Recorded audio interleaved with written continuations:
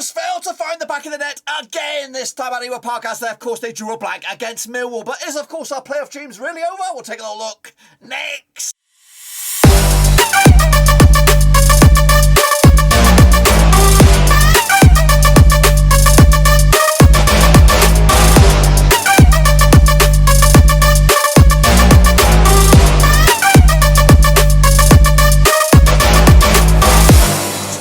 Folks, back once again another match review. Looking back at Blackburn Rovers' latest match and the championship, of course, against Millwall, and we'll get to that in just one second. If you're new, where you been?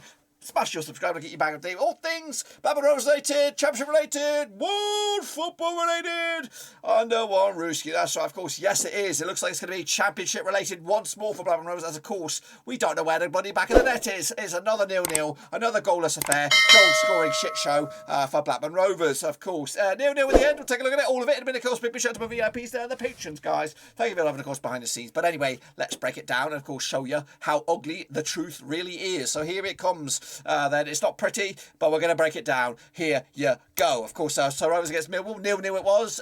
We did dominate possession. We did create the chances. Look at it. Look at all that. 0-0s across the board there for Millwall. Didn't really create anything, to be fair. 56% possession for Rovers, 44 for them. 12 shots for us. 6 of them off target. 6 of them are supposedly, allegedly on target. We'll break it down in a bit more detail. So 10 corners to 2. How shit must we be to not trouble them, of course, with 10 corners as well. 12 free kicks as well. We got given everything. We got given everything, even a bit of piece of cake. Literally everything we got given us, and we couldn't find the back of the net. What do we have to do to provide a striker, allegedly, the opportunity to put the ball in the back of the net? I don't know. I don't know who the finger of blame should be on. Should it be on the players? Should it be on the manager? Maybe it should be on bloody both of them, of course. Let's take a look at it. Of course, a bit more detail. Then this is the overall stats then. Big chances. We had 2 in the game. 2 of them missed. 8 shots inside the box. 3 shots outside the box. 4 7 passes as well. For me, in all honesty, I'd love every one of these guys. I've got nothing against them personally, but professionally, as footballers, some of them are not pulling their weight. It's written across the faces, some of them, and it's ugly, and I don't like it.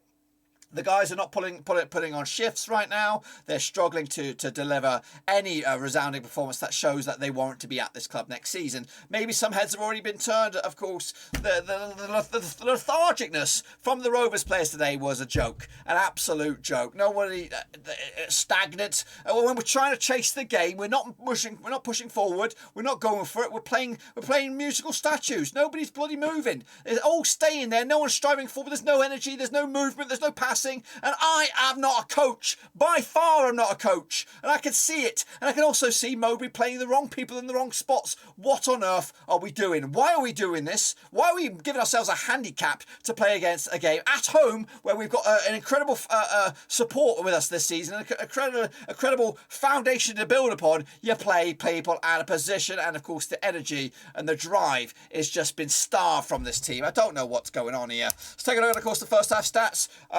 Both of our big chances came in the first half, allegedly. 60% possession in the first half compared to the 40% in the second, or for Millwall, should I say.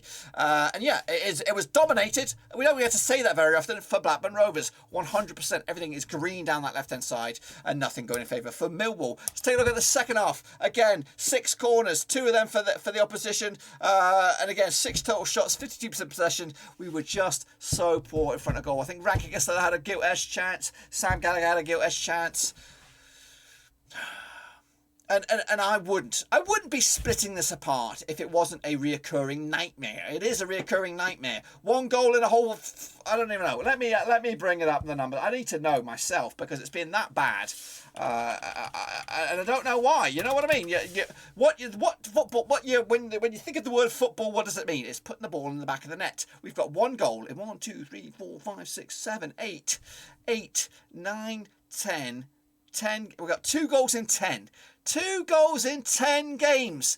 That's relegation form, not bloody player form, relegation form. Goodness gracious me, it's absolutely woeful for Rovers. Let's take a look at the 11, the culprits, of course, here. Again, you've got to give credit for Kaminski, Wharton, Van Heck and Lennon. They did a fantastic job at the back there. Travis, of course, ran his arse off. I'll give him that. And he even had a couple of opportunities to strike the back of the net as well himself. Again, where's the balls? Where's the cojones? Where's the long-range shots? Where's the thunderbasters? Where's anything from midfield? Everybody seems to think you have to go into the box to have a cracking shot. No, Adam Armstrong's done it in the past. Long range effort from nowhere. Have a bloody shot. Have the balls. Have the cojones to believe in yourselves. You get paid 5, 10 grand, 15 grand a week to put the ball in the back of the net or have a go. You're not having a go. No one's having a bloody go. Rankin still on the right, Pickering on the left, Buckley, Giles and Gallagher. What on earth is Giles doing on the right hand side? 2 or 3 times I saw him take an extra step, an extra unwanted, unnecessary step to get it onto his other foot because he's playing on the right hand side and he's left bloody footed. Come on, Mowbray. That's the basics, mate. It's the basics. If you're doing the basics wrong, you're completely out of your depth. That's right. Goodness gracious me. Let's take a look at the subs then. Of course, we did see the likes of Hedges, Dolan and Vale coming on. Credit to Vale, of course, making a debut. And, of course, hopefully the start of many. He didn't really get much chance to show what he could do, but at least he made his debut. As for, of course, Millwall, again, we've got to give them a bit of credit here. 5-game winning run for them. Of course, we stopped that rot for them. Of course, put a kink in their armour. But we're at home here, guys. We should be winning this game. Of course, unfortunately, we didn't. Bukowski between 6, Wallace, Cooper and Ballard at the back. Saville, Mitchell, McNamara, Malone, Wallace, Burley and Afobe up top. It didn't take Gary Rowett on the Red Bulls, of course, to make any changes. He was there half-time, I think, pretty much made the changes. On came, of course, Evans to change it up. A little bit later on, Pearce as well to mix it up a bit. And, of course, Mason Bennett, who nearly had a chance to snick it at the end of the day as well. So, you know what? It's different strokes for different folks here, but Mowbray really doesn't. He just made the changes way too late. I don't know. Dolan has been our best player, I thought, against Fulham the other day. It doesn't even get a start. I don't even know. He's young. He's got that X factor. Why don't you unleash him on this one? Why do you just stick Giles up there? Have you committed to playing him for whatever reason? To be honest with you, I think that was your glaring obvious mistake. Yes, Giles has got assists to his name, but he ain't going to get them on the right hand side. No way, no or how. And if you are going to play him, stick him on the right back. Of course, if Rocky Costello is worthy of the spot, he will deliver the stuff. And today, I didn't see that. In honesty. Let's take a look at the match ratings. This is an unbiased point of view here, not my point of view, an unbiased point of view. And they give the man of the match to Joe Rothwell, 7.3. I think the one I heard over the tannoy was to Travis, who got a 7.0. As for the opposition, 7.5 Bukowski there, 7.4 Cooper as well. So, you know, honestly, the third party here, give it to Millwall to be the better of the two sides. But that's, of course, their take on it. It's the shot grid right here, right now. As you can see, there's no shots for Millwall. If they'd won this game, holy smokes. The fact that they haven't had any shots also pisses me off a little bit as well. And we had all this, and we couldn't find the back of the net. How turd must we be? And Gallagher, just the 2 shots out of all that. We got more shots, or just about the same amount as Lenihan at the back. Van Heck, Wharton, all with a shot. Pickering with 2. Buckley as well. Hedges with 1 from the bench. It's just miserable. When you see that, break that down, that's one side traffic. We should be coming away with the points. And yes, it would be fine. It would be smelling nice and rosy if come Saturday we get the win. I'll take this point as a good point in the end. But for me, I don't see this changing. I don't see it changing at all. Take a look at the heat maps before I wrap up my little bit about this. Of course, we covered every bit of grass, but unfortunately the only bit of grass we couldn't get was in the back of the net. As for, of course, Millwall, they'll kind of peg back themselves in a defensive bit here. And of course, whenever they did come forward, they're coming down the right-hand side. But yes, for me, the question marks are there. And if I was Mowbray, I'd be fast-tracking Bradley Dacarino onto the bench for Saturday and make him come on at least 75 minutes on the clock. Just because I feel that we're not going to get a goal. I feel we could be sitting on 0-0s for the time being. And I don't think that's going to be enough for us to be in the playoffs at the end of the season. To be honest with you, we need wins. We need them fast. And of course, these home games are supposed to be where we get our season back on track. You'll see in a minute at the table, they're breathing down our necks, folks. And of course, yes, we didn't expect to be here at this part of the season. But to be honest with you, to throw it all away, to bottle job it like this from second all the way down to bloody out of the playoffs in a matter of weeks, it will just be typical Blackburn Rovers, this, and for me, that warrants a change. It warrants a change. If you throw away a second spot out of the playoffs and comfortably out of the playoffs, because realistically we could comfortably be out of the playoffs. We could be like 10th by the come of the weekend because they are closing in. We are lucky to still be at 4th, and of course that will all change very, very soon. That's of course the state of play for me. What about Mowbray? Here's his jibber jabber again about the result. Performance really good. Dominated. I'm not sure. I don't think they had a shot at our goal. We missed 3 amazing opportunities to score a goal. You know, we had dominated in all areas, I think. Against a team who've won 5 on the bounce and are really dangerous. I thought we restricted them to nothing really, and So we left really frustrated. You have to, we've said we have to be more ruthless. The chances came and the chances went, and we left frustrated really. On another day it could have been 3-0 and I don't think they'd have complained, but we've got 2 more opportunities at home over the next week to try and secure 3 points in them games, and maybe we might have thought about 7 out of 9 if at the start of this run of games. Are you concerned when you're going in at half-time 0-0, Joe Rankin-Costello's put a great chance wide, Sam's not connected with one either? At that point, does confidence take a bit of a hit, do you think? No, I don't think so. They thought we always believed we were going to score, particularly kicking that way in the second half, and there was an amazing scramble that we didn't score, and that 6-yard box scramble is another story, but listen, I've just talked to them about the positives really. We have to keep believing, keep pushing, keep working. The cavalry are coming over the hill, I think, sometime pretty soon. Dak will probably make the bench at the weekend. Scored 2 again yesterday. He's not fit, but he could come on for 20 minutes, quarter of an hour at the end, and if a chance falls to him, he'll bury them chances as they come along. Yeah, wait and see. Brereton, we hope 2 to 3 weeks. So he'll be there for the last half dozen games as well, and we have to keep going. I think keep the performance level where it is, keep the drive and the energy and the all the positive things that were there and show tonight, and yet we are left frustrated that we didn't win a game we deserved to win. Was Cadra ever close to making it, Tony? No. Do you think he might be before the next game or the one after? I think he should be ready for Saturday. I hope he's going to get his boots on and train Thursday. See, listen, we missed that little bit of individuality tonight. Against a team with 3 big centre halves, sometimes it's a guy like Kedra or Dak who can eliminate individuals really, rather than good team play to create chances. You need somebody who can, as both of them players I mentioned have done in the past really. Brereton obviously can dribble and beat people and stick it through their legs and bend it in the far corner. There's 3 players that this team are missing, but hopefully they're not going to be too long. You got 90 minutes from Joe Rankin-Costello tonight. Yeah. That's got to be a big thing for him, hasn't it? Yeah, we'll see how he is tomorrow, see how he reacts to it.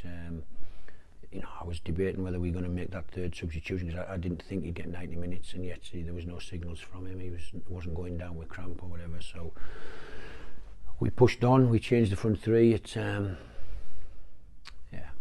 Listen, we're frustrated. What else do you want to say? We missed some chances. It's great that we're creating chances.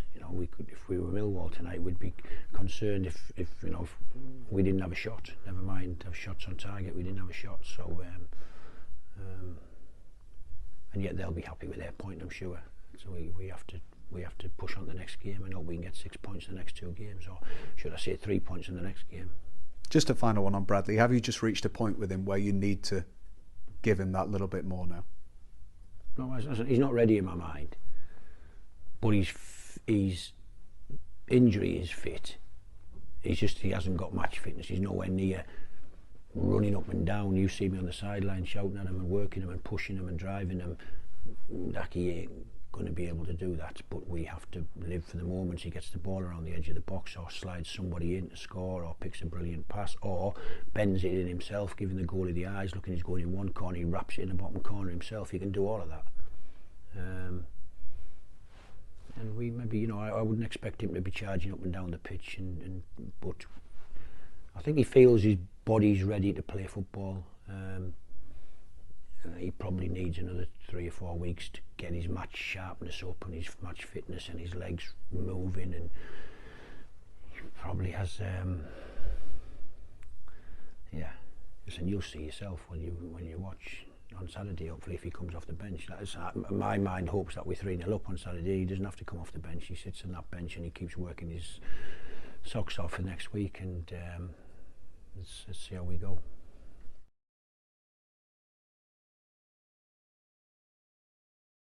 Meanwhile, what's been said on social media? Let's take a little look then, shall we? Of course, what do we got? Adam Tatsuki said clearly dominated and deserved to win, but our inability to convert chances is going to ruin our season if we don't sort it out. Not signing a striker in January is looking like a huge error by the week. Nothing wrong with performance, but means nothing if he can't stick the ball in the back of the net. Solsters Inc. said one of the best teams in the league for effort and endeavour and drive. One of the best for unity, energy and will to win. Brilliant defensively. Unfortunately, however, we only have one person at the club who can put the ball in the back of the net. Huge Achilles heel.